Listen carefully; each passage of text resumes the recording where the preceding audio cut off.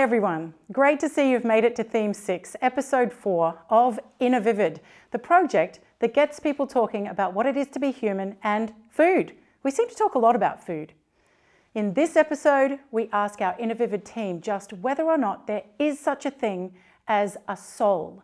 The word soul gets used a lot, like soul friends, someone you just click with, that person you meet after a year away and it's like you were never apart, someone who gets you to the core. And soul food, and we all know what that means, food that comforts and nurtures us, like my family's favourite lasagna, or a slow braised stew with dumplings, or homemade soup and warm bread. Is it lunchtime yet? Anyway, you know what I mean. So it gets used a lot, and maybe we know what we mean when we say it. However, if this question shows anything, it's that the word soul is really difficult to define. Again, we kind of know what it refers to, but putting that in words is a bit trickier. Anyone that has had that kind of relationship with an animal, knowing that they have their own character, their own sense of humour, it's not just specific to the type of species or breed that they are. Each is their own little individual creature, and that has to be the same as what makes us individual, and that is the soul part. Do you think people have souls? And if so, what are they? Yes, I do. It's an old adage, body, soul and mind. It's something, it makes who we are. If we didn't, it wouldn't mean anything. On my journey here, I was listening to conversations on the ABC, Richard Feidler, and he was interviewing a person who's just written a book called The History of the Soul, an historian. And I believe there is a universal consciousness that we all, of who, beyond ourselves.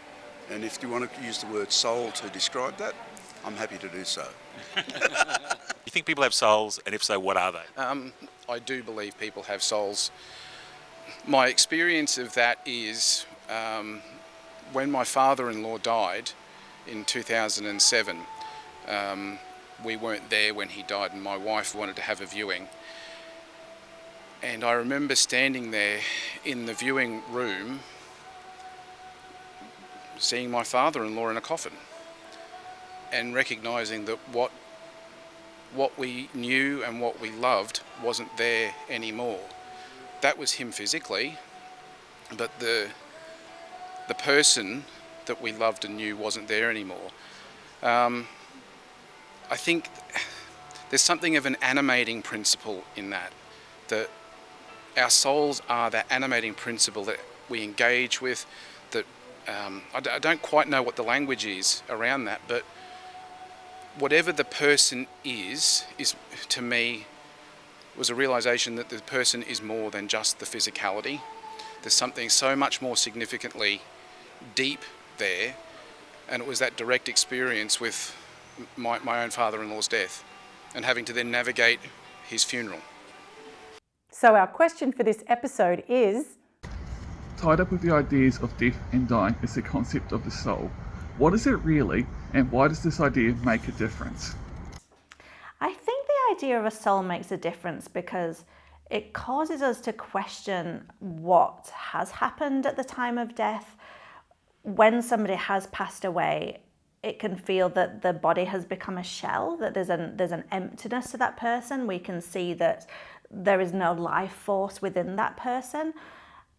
Does that then mean that all is over, that death is the end, that is it, they're finished? When we think about the soul, it causes us to question, but what has happened to that essence of that person, their character, their personality, the things that made them unique? Where is that part of them now?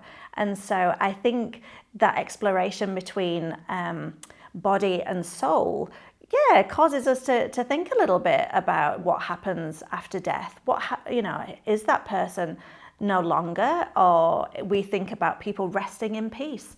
Have they lived a good life? Have they died a good death? Are they now at peace? And there's a lot of comfort in that. Or it may cause us, perhaps through a religious background, to think that there is something after death, that there is an afterlife. So the question, do I believe if there is a soul? I would say yes, I do. I used to be a nurse. I've been with people who are dying. I've seen that transition between life and death. And for me, there is something that occurs. There is an inner part to us. There is an essence of us that is no longer physically present. And for myself, I believe that there is an afterlife. For me, death is not the end. I actually believe that there is more for that essence, that soul, that person, into the ever after. I think that idea of the human soul has been something that both philosophers and theologians and academics, as well as numpties like me, have been trying to wrestle with for eons. I've seen a few dead bodies in my life, and knowing the person prior to them dying and seeing them there lifeless, it's like there is something quintessentially missing. We are made of flesh and sinew and blood, but there's something intangible about the human condition that we can't put our finger on. I like to call that a soul. Many others throughout the generations have recognised it as the soul. But what it actually is, I don't think anybody really knows. But there's something that makes us quintessentially human and defines us, that when we're no longer breathing, is absent from us. The concept of the soul, I wish I could say what it is really, because it's one of those things that is untouchable or unable to be touched. I should have said. It's that which is within you and part of you. It probably starts to really manifest and develop the day you're born, with what that development is and happening, and all through your life, this inside part of you that sometimes you reach down into and sometimes people don't even get in touch with, but it's that essence of you that provides to people that which you can either connect in, love, not love, whatever, but it is a thing that cannot be touched, but is known, if you like. I think our soul is the name that we've given to that which comes next for us after death. And it also seems to be a term that's been given to us for who our essence is, what our essence is, who our true being is, all of those feelings and thoughts that are wrapped up inside of us, the things that go beyond opinion and taste and choice, but those things that exist within us, inside of us, that make us different to everybody else. If we were all the same, we would not have a need for a soul, because we would all just think identically, respond identically, have the same knowledge and the same way of doing things. But we simply don't. We're all individuals as human beings, and something makes me different from you. And I think that's what we call the soul. So it may be hard to pin down, but how do we think about a soul in a real life context? Anne has some great insights.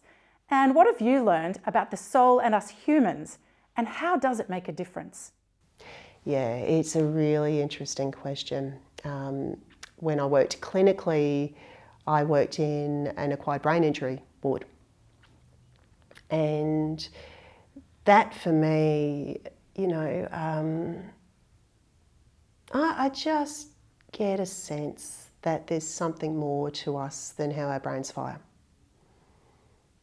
We're filtered, that actually is how we move and shift in our world. And I've also had the privilege of working in geriatrics and with people who experience dementia.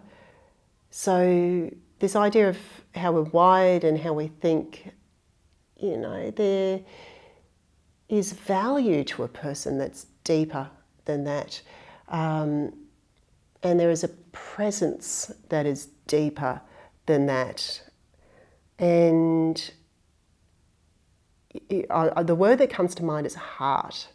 This idea that we inherently have value, that we are inherently lovable, and that we are actually connected in a way far beyond what our bodies can manage in connection with one another, and that deeper part of us being our soul.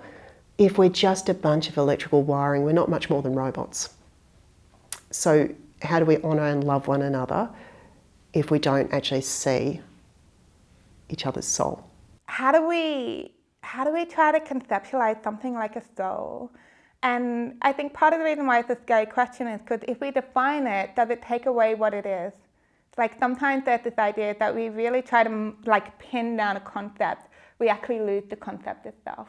And sometimes I feel like that's what a soul is. It's like the more I try to define it, the less it feels like it is what I'm trying to define. A soul is the very essence of being. When we talk about like these ideas of humanity, I come back to this idea of this soul, this unique sense of who we are.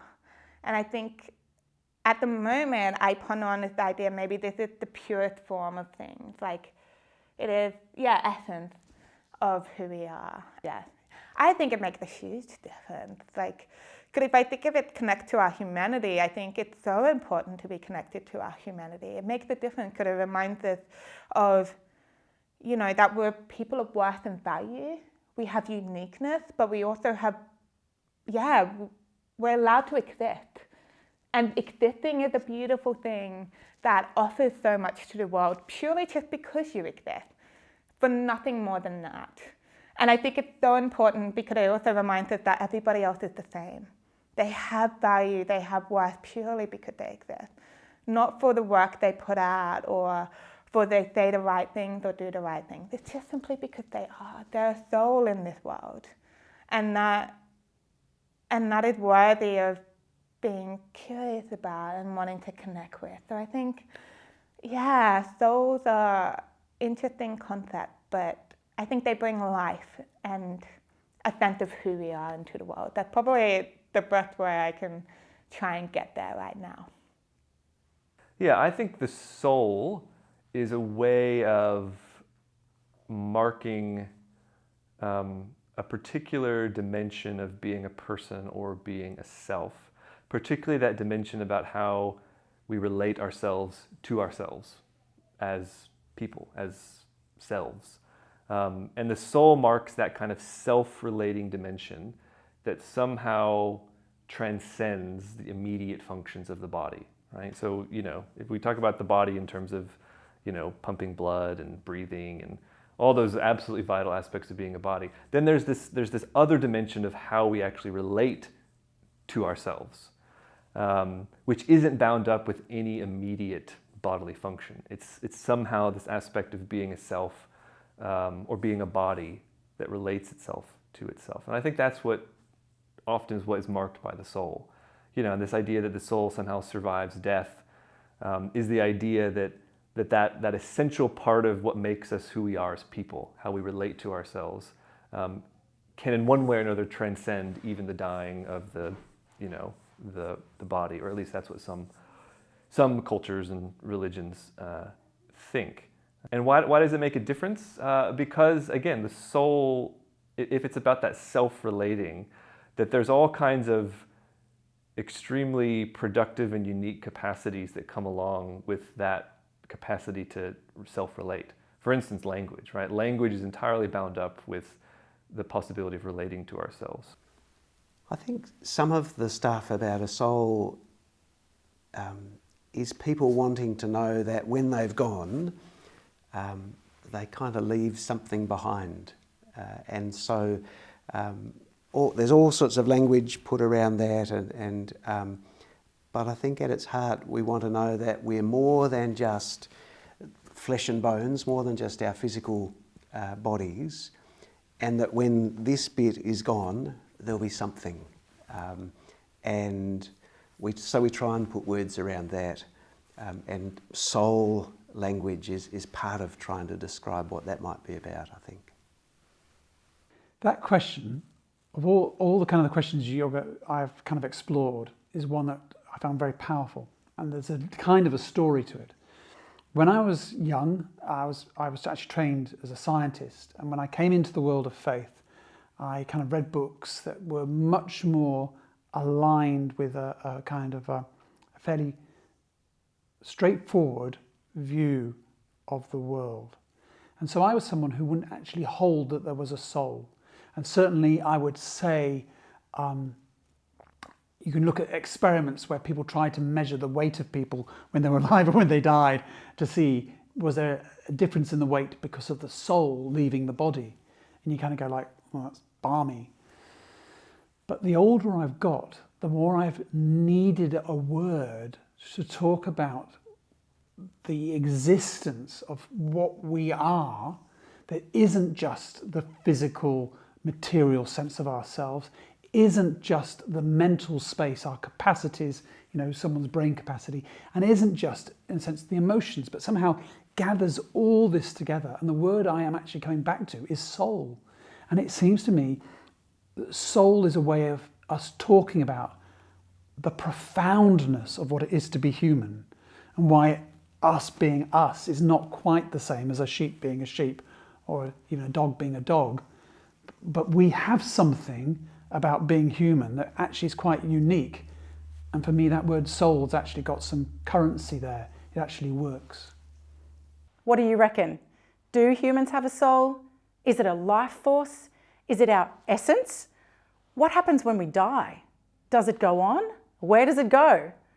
I love Erica's point that humans have value just for being. And maybe the soul brings life and a sense of who we are in the world. I also really love Jeremy's idea that we need to express those things about ourselves that are more than just flesh and bone. Maybe we can also appreciate the journey that John described, that as he grew up, he found a need to have a way to talk about the experience of what we are. That isn't just the physical and material sense of ourselves, something that gathers all of us together. It's a way of talking about the profoundness of what it is to be human. Could it be that we use the word soul to describe that bit of us that is connected to something infinite? Phew, what did you come up with? Thanks for showing up for Theme 6, Endings. Look forward to episode 5. It's a good one.